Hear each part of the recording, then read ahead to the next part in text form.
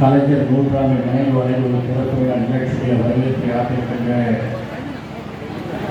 DRO அவர்களே, RDO அவர்களே, தலைமையில் இருக்கின்ற மாவட்ட ஆட்சித்தலைவர் பாஸ்கர பாண்டியன் அவர்களே, நினைவு துறை தூண்டு வைத்து சிறப்புரையாற்றிருக்கின்ற மாண்புமிகு பொதுப்பணித்துறை நெடுஞ்சாலைகள் மற்றும் சிறு துறை அமைச்சர் மாண்புமிகு அவேல் அவர்களே, திருவண்ணாமலை நாடாளுமன்ற உறுப்பினர் சி.என். அண்ணாதுரை அவர்களே, கலசப்பாக்கம் சட்டமன்ற உறுப்பினர் பேசுபி சரவணன் அவர்களே, மாநில தரகர சங்க தலைவர் மருத்துவர் இளவாவை கங்கன் அவர்களே, ஒன்றிய குழு தலைவர் சுந்தரபாண்டியன் அவர்களே, நன்றி உரையாற்றுகின்ற வட்டார வளர்ச்சி அலுவலர் சங்கத்தவர்களே மற்றும் இந்த நிகழ்ச்சியை கலந்து கொண்டிருக்கின்ற மகளிர் குழுவினரே மற்றும் பெரியோர்களே, தாய்மார்களே, பத்திரிகையாளர்களே, உங்கள் யாவருக்கும் முதற்கும் நன்றி கலந்த வணக்கத்தை தெரிவித்துக் கொள்கிறேன்.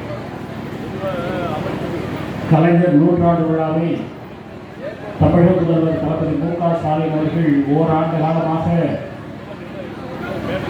பல்வேறு புதிய கட்டிடங்களை எல்லாம் அமைத்து கலைஞர் நூற்றாண்டு விழா கட்டிடங்களுக்கு பெயர் வைத்து இப்படி எண்ணற்ற திட்டங்களை தந்திருக்கிறார்கள். அதிலே இன்றைக்கு இந்த நுழைவாயிலும் கலைஞர் நூற்றாண்டு விழா நுழைவாயில் என்ற பெயரிலே இன்றைக்கு நம்முடைய அமைச்சர் அவர்கள் இதை திறந்து வைத்திருக்கிறார்கள்.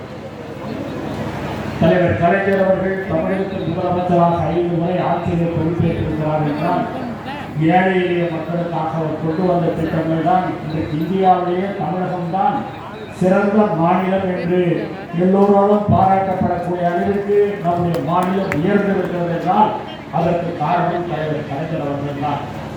தலைவர் கலைஞரை யாரும் மறக்க முடியாது. ஏனென்றால் அவருடைய திட்டங்கள் ஒவ்வொருவருடைய இல்லங்களிலேயும் ஒவ்வொரு வீட்டிலேயும் இருக்கக்கூடிய பெண்களாக இருந்தாலும் ஆண்களாக இருந்தாலும் அந்த திட்டங்களிலே நீங்கள் நன்மையை அடைந்திருப்பீர்கள்.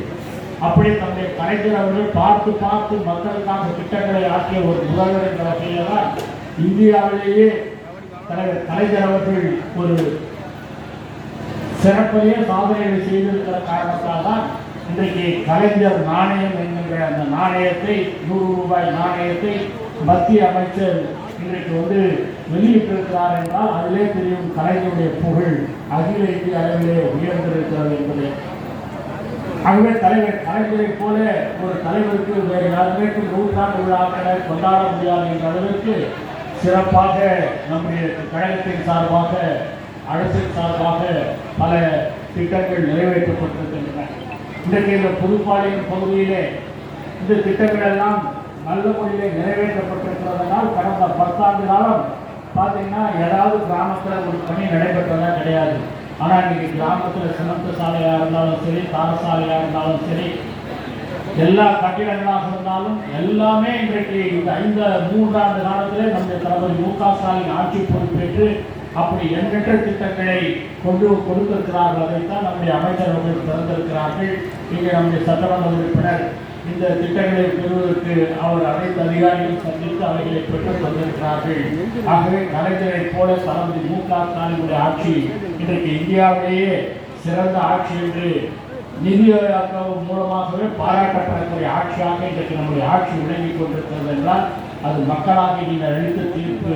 அதன் காரணமாகத்தான் தொடர்ந்து இந்த நாடாளுமன்ற தேர்தலிலேயும் சிறப்பான வெற்றியை தந்திருக்கிறீர்கள். ஆக அப்படி வெற்றியை தந்த வாக்காளர்களுக்கு நான் நன்றியை தெரிவித்துக் கொண்டு தொடர்ந்து புதுப்பாளைய வளர்ச்சிக்கு நாங்கள் பாடுபடுவோம் என்று சொல்லி வாய்ப்புக்கு நன்றி கூறி விடைபெறுகின்றேன். நன்றி.